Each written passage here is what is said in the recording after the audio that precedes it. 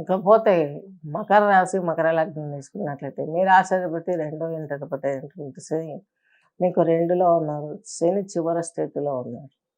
మంచి ఎక్స్పీరియన్స్ ఇస్తాడు. గుణపాఠాలు బాగా నేర్పుతాడు. ఈయన మీ మీ యొక్క అష్టమ స్థానాన్ని చూస్తున్నాడు. 2లో ఉంది.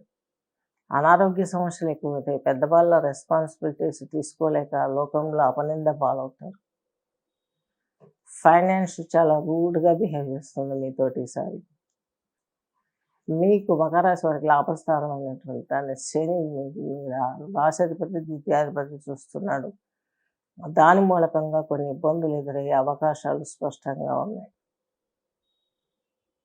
ఎందుకు లాభంలో మీకు లాసెస్ రావటం, ఉన్న దాంట్లో కాంప్రమైజ్ అవ్వడం వంటి పరిస్థితులు ఏర్పడే అవకాశాలు ఉన్నాయి. మకర రాశి, మకర లగ్నం వారికి ఈ యొక్క బృహస్పతి వచ్చేసి రెండో ఇంటధిపతి, తృతీయాధిపతి.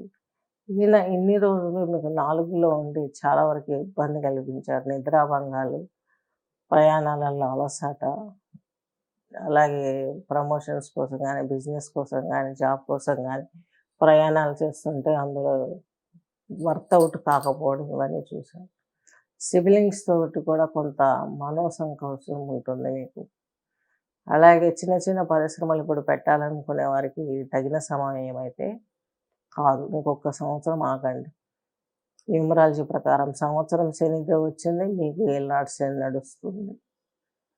కాబట్టి ఈ శని భగవంతుడు మరలా మీకు లాభస్థానాన్ని చూస్తున్నాడు. వచ్చే లాభాలన్నీ కట్ ఆఫ్.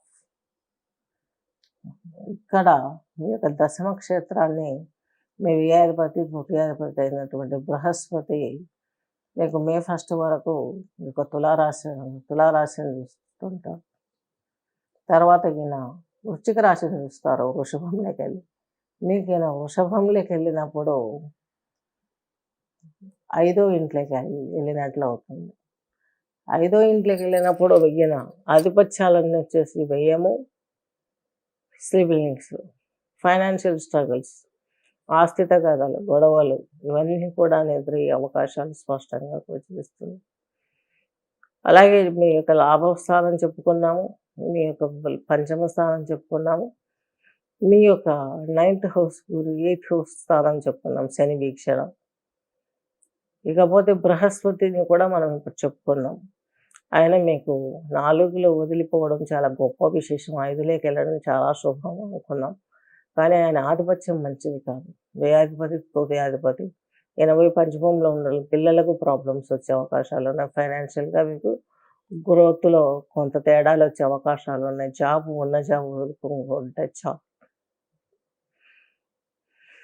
ఇంకా రాహుకేతువులను తీసుకున్నట్లయితే రాహు 2వ ఇంట్లో ఉన్నాడు.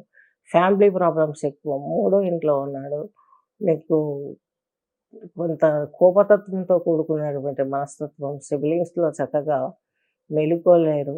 అలాగే కొంత కొత్తవి ఏమైనా స్టార్ట్ చేయాలన్న ఆలోచన ఉంటే ఈ సంవత్సరం బ్రేక్ చేసుకోవడం బెటర్ ఆప్షన్ అనిపిస్తుంది. నెక్స్ట్ తీసుకున్నట్టయితే కోణంలో మీకు 9th హౌస్లో కేతు. ఈ కేతువు కొంత మీకు మంచి పట్టునిచ్చే అవకాశం ఉంది. ఈయన కొంత మీకు ప్రాబ్లమ్ సాల్వ్ చేస్తాడు. దైవానుగ్రహం ఉంటుంది. కొంతలో కొంత బెటర్. ఈ ప్రెజర్లో ఒక 25% కంట్రోల్ అవుతుంది. ఫైనాన్స్ ఇలా ఉంటుంది కాబట్టి ఈ రంగాల వారిపైన ఈ విధంగా ఉంటుంది కాబట్టి మీరు చేయవలసినటువంటి ముద్రలు తీసుకున్నట్లయితే మీరు ఆచరించవలసిన ముద్ర ఎక్కువ శనికి ఈ ఉదర సంబంధమైనటువంటి ప్రాబ్లమ్స్ కూడా మీసారి ఫేస్ చేసే అవకాశం ఉంది. కాబట్టి మీకు డైజెషన్ సిస్టమ్ పాడవుతుంది. కాబట్టి దీనికి సంబంధించి అగ్నిసార ప్రాణాయామం చేయండి.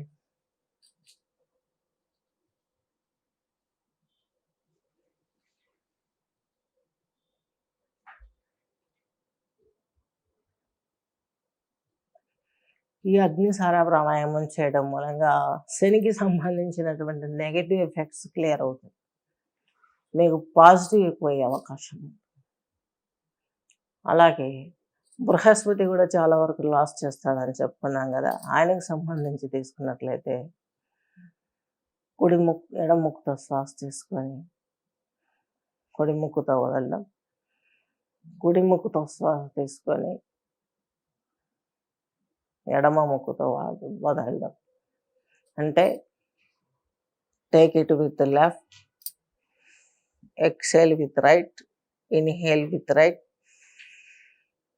Exhale with left. ఇలా చేయడం మూలంగా మీకు మంచి అవకాశాలు వచ్చే అవకాశాలు ఉన్నాయి.